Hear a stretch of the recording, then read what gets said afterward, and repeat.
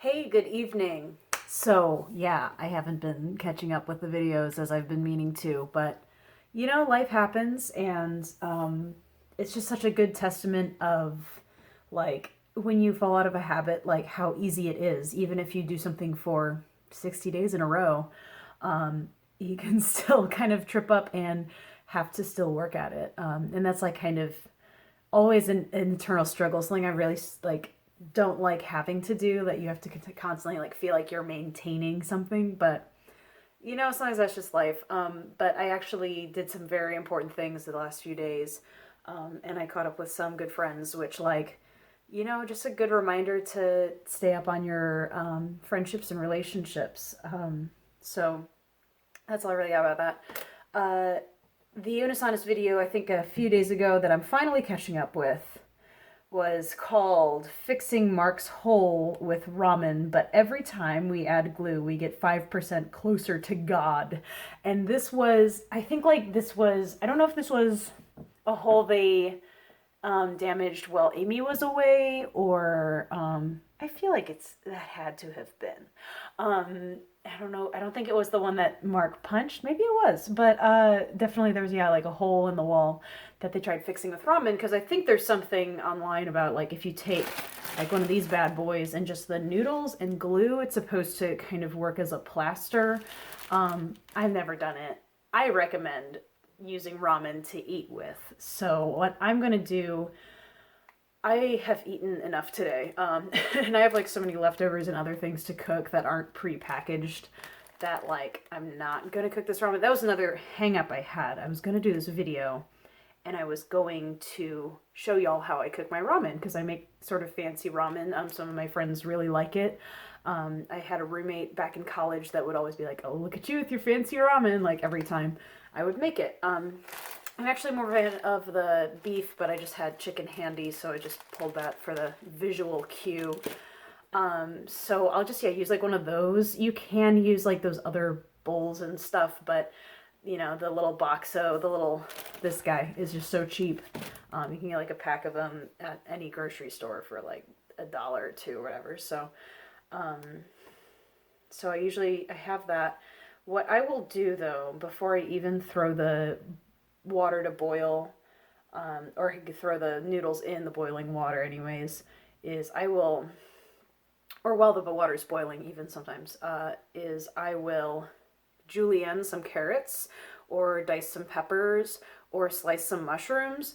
I will get like a fresh vegetable component if I can, because I like to have fresh veggies in my ramen, just because it adds a little something better than just carbs. A little vitamin, a little fiber, all that good stuff. So I'll sometimes get that going, especially if it's something I want to saute before I cook the ramen. So if it's something I want to saute before I cook the ramen, like peppers or mushrooms, I will take my favorite little skrittle here, and I will oil it a little and throw the veggies in. And I will kind of get them a nice brown, and then I'll like throw them in the bowl that I'm going to end up serving my ramen in, and then I'll get the water boiling after that. But anyways, if I don't do that, sometimes I'll do frozen veggies, which is like totally fine. Like, shortcuts exist for reasons, and you're still getting some veg and vitamins. So, sometimes if I have some frozen broccoli, I have some like frozen edamame I have to go through.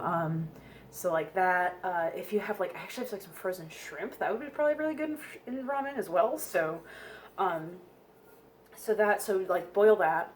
Again, I would boil the water in this here little guy, and then I would, throw in the noodles or whatever. Or, I mean, depending on how soft I want the veg, I guess I could like throw it in. If I like boiling carrots, I might throw the carrots in right before or exactly at the same time as the noodles. If it's a frozen vegetable, kind of just, you kind of wing it. You get an idea of it, as you go. The other thing I've started doing that I used to not really do is throw an egg in it. I'll usually throw the egg in after I have the noodles started, because I kind of like that soft boil. Like, it's like all this like yolky, brothy goodness you get going. But I've also made it with throwing the egg in first to make sure it's nice and hard cooked. And let's see, doing that. Sometimes I'll drain the water. It's kind of, like, depending on how I feel. And one thing I like to do to like top it, I'll usually throw in like some garlic powder, sometimes like some cayenne or chili powder or something. I'll just kind of get creative. Cracked pepper is always nice. I'm a big fan of just throwing cracked pepper like on just about anything I cook. My mom made me some kimchi, or she based it off of this kimchi base. I'm like almost out. I'm like really sad about it. So I need to get some more kimchi, just in general. But I like throwing some kimchi on there. I've gotten to be a real big fan of, I saw this at the store and I was like, is this similar to our classic sriracha? Or is it like totally different? It definitely like is a different consistency. Like it's more of a, I don't know, it has like little bits of pepper in it and stuff instead of it being like totally pureed, smooth sauce. So it says like the same thing on the back. It's great for stir frying, ready to use with any food. Spice up your pasta, meat, sauces, or pizza.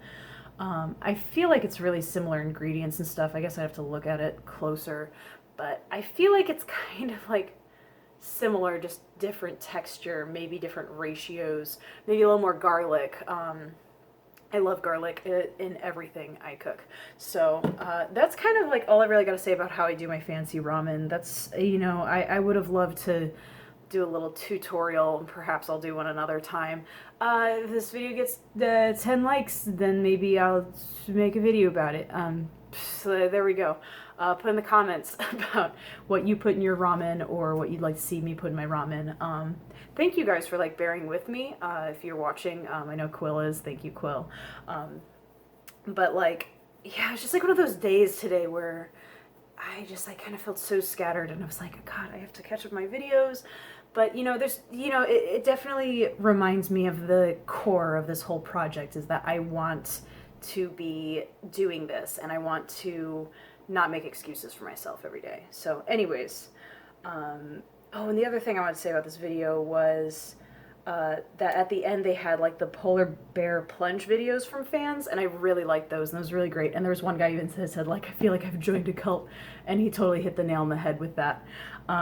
So anyways, I'm gonna call it a night, or I'm gonna work on the other video. I'm not sure yet, but I definitely need to get this habit back, and I'm hopefully gonna be caught up. If not today, then by tomorrow. So I'll see you guys in the next video.